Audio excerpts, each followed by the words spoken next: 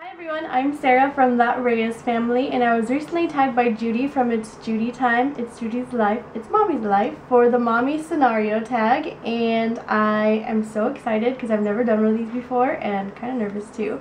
But it was originally created by JLynneMama and the Mommy Archives, and the questions are really good. So I am a mommy to Sadie and Bella. Sadie is 6 years old and Bella is 4 years old. They are 20 months apart and the best of friends. I love seeing them play together and interact together, but their personalities are completely different. So when it comes to parenting, our parenting styles have to change based on which child we are dealing with.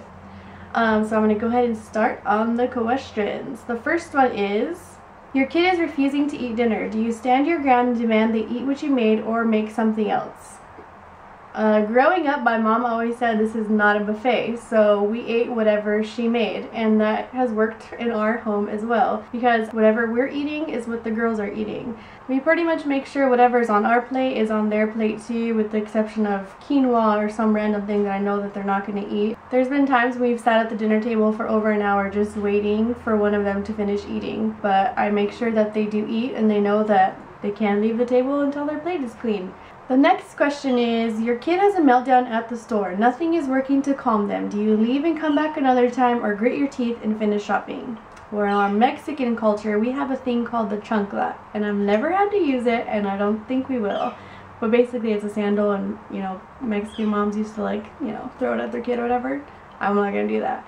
But my kids do know if they see the crazy eye, they will back down from whatever's going on. And that's basically just me giving them the look like, it's time to listen, mom is serious. And I think it really happens, like, you have to set those boundaries at home before you ever get to the grocery store or get to Target. Like, they need to know who's in charge and who's boss.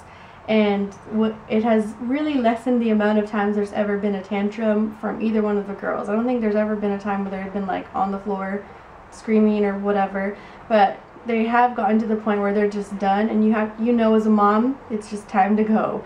There's no use in like really fighting it or making them stay longer than it's just not going to be a good situation for either of you. You're going to be sweating, you're going to be frustrated. Basically, you'll know when your kid is done, you'll know when they're ready to leave. You'll see the signs as you're getting closer to finishing up, or if it's in the middle of whatever you're doing. And the thing that I always did was like, it's just time to go. It's not, there's no use in fighting it and have them, screaming down the aisle. Now I really plan my grocery shopping trips or Target trips either around the right time of the day where I know they're going to be okay, like right after a meal or something, or leave them home with daddy, because that's the best when mom can just go be at Target by herself. The next question is, your kid gets too many toys for their birthday. Do you make some returns or save them for a rainy day? For what we do and what has really worked, as toys are coming in, old ones are usually going out, because it can get overwhelming. Just, toys just pile up and all of a sudden you have 86 Barbies.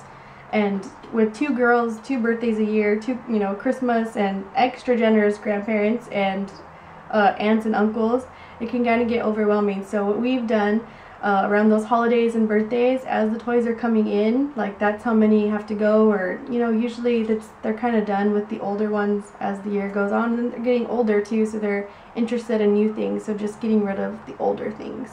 And also, I kind of just ask my family and friends, clothing is wonderful, or I'll tell my mom, hey mom, instead of getting them a huge toy for Christmas, Sadie needs a new jacket, like something that they'll use every single day versus a toy that they'll play with for 15 minutes and then they're kind of done with it.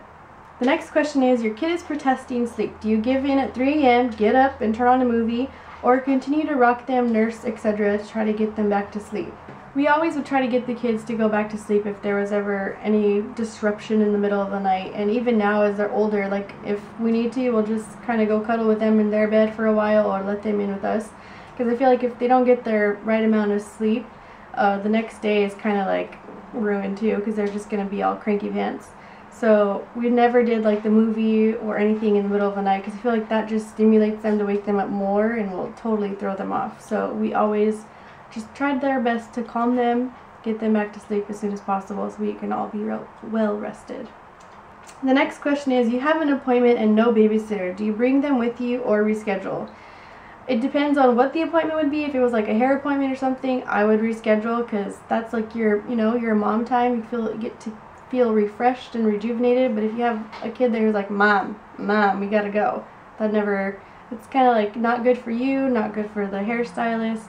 If it was like a doctor appointment or something, I would totally reschedule. It's just not worth the hassle for me to have them there somewhere that they don't want to be either. And you know, you don't want to be at the doctor. Why would you want to bring your little one? So I would totally reschedule.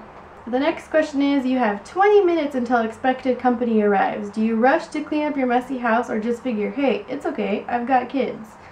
You will be surprised what you can do in 20 minutes. I can make my kitchen go from bomb explosion to, hey, it's actually presentable. So I always, no matter who it is, even if it's my closest friend, if they say I'll be there in 20 minutes and they've done that plenty of times, here's what I do. I turn on a candle. That's the first step. Second thing is take out the garbage.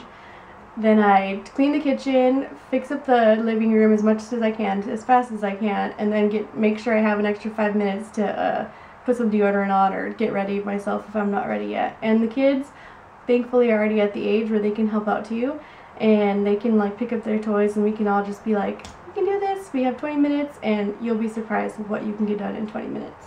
The next question, there's only 2 more, is you're running late and only have time to do your hair or makeup. Which do you choose? I would do my makeup first. I'll look crazy without makeup. That's, you know, I need some mascara and some concealer for sure, and a little blush. So I would always choose to do my makeup first. And thank you, Lord, for whoever decided that it was cool to have messy buns as the style. Like, that was an a-okay thing to do, because you can put a bun in your hair in 5 seconds and look presentable to the public. So I will choose makeup and let these locks do whatever they want. And the last question, you're at the park and another child pushes yours. Do you intervene and correct them, or go find the child's parent? The park is one of my, like, not favorite things to do, but I know that the kids love it so much, so we still get out there. But for that very reason, like, I don't want something happening with another kid in mind, because you just become the mama bear, protective, and you want to make sure that they're okay. And I am at the park, the mom that, like, follows them wherever they go, because those slides are huge. Like, the fear kicks in where I'm like, oh my gosh, what if they fall? So I'm, like, always right around where they are. Where there's some parents who, like, that's their free time and they'll let the kids play. And I have had a few times where there's been some kids that are, like, all up in my kid's face, and so I don't really correct the kid. I just say no thank you, and, like, just remove my kid from the situation, because I don't want to, you know, I don't want to parent somebody else's kid. I just have to worry about mine. So all I do is just remove mine from whatever situation is going on. Parenting is really hard, and you're going to make a lot of mistakes, and we're all going to make the same kind of mistakes probably. We are struggling with the same things, and we're worried about the same things for our kids.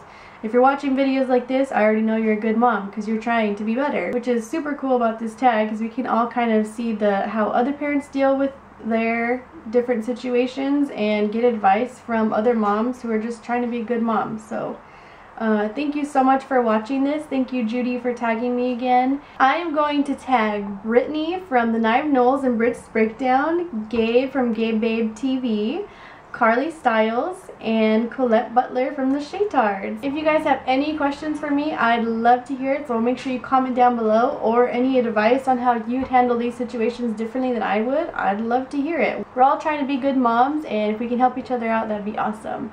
Thanks again. Love you guys. Bye!